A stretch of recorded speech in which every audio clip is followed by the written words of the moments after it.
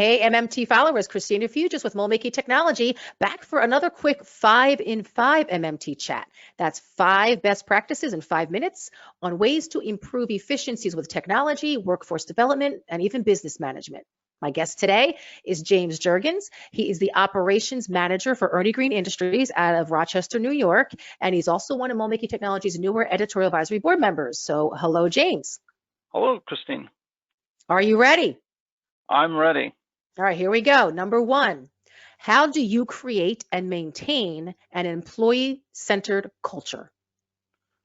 First and foremost, we make sure that we treat each person with dignity and respect. So we listen to them when they have a problem. We'll talk with them about it, but we also include them in the process of what we're doing. So they're the ones who are the experts in their area, and we want them to be the expert in their area, and we give them an opportunity to help change and create new efficiencies in their area. So just listening to them and just making sure that I'm around, talking to them, making sure that they feel like they're heard and respected.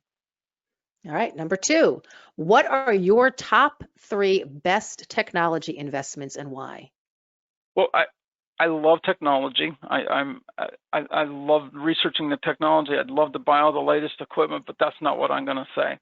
So my number 1 is training, investment in my staff, making sure that they have all the skills that they need to run the equipment. And then when we do buy additional technology, they're prepared for the new technology that comes in, making sure that we have our machines calibrated and maintained. The equipment, that's how we make our money, is on our equipment, making sure that they're accurate, that we know the tolerances that each machine can handle.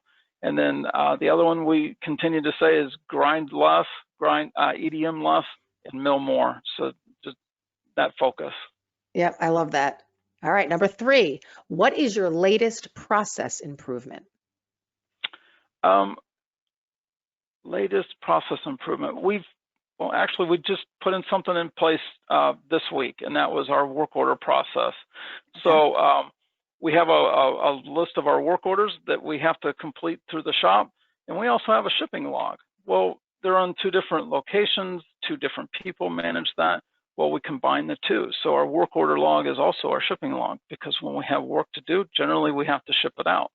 So it's just combining that. So the work order log has some intelligence with it, where you type in the mold number and it pops up all the pertinent information.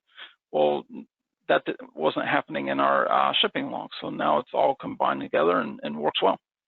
I love that that was so recent of a change. That's great. That just totally shows that you're continually doing process improvement.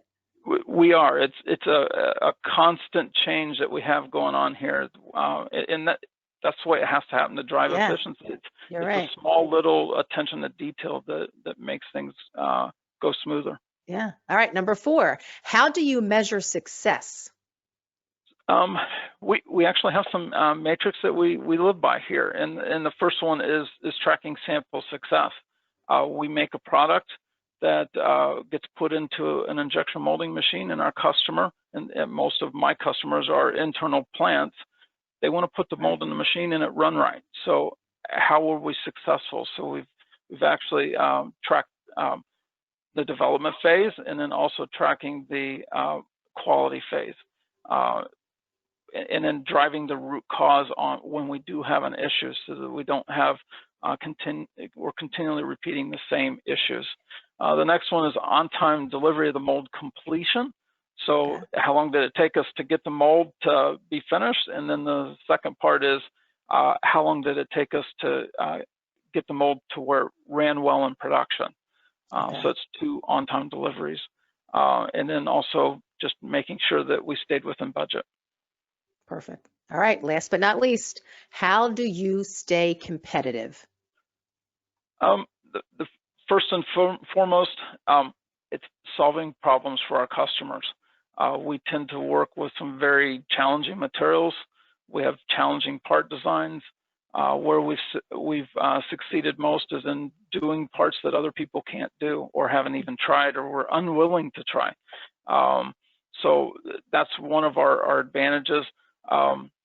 also just providing a quality tool that runs a cycle time that is quicker than other tool builders, and then also provides a better quality part.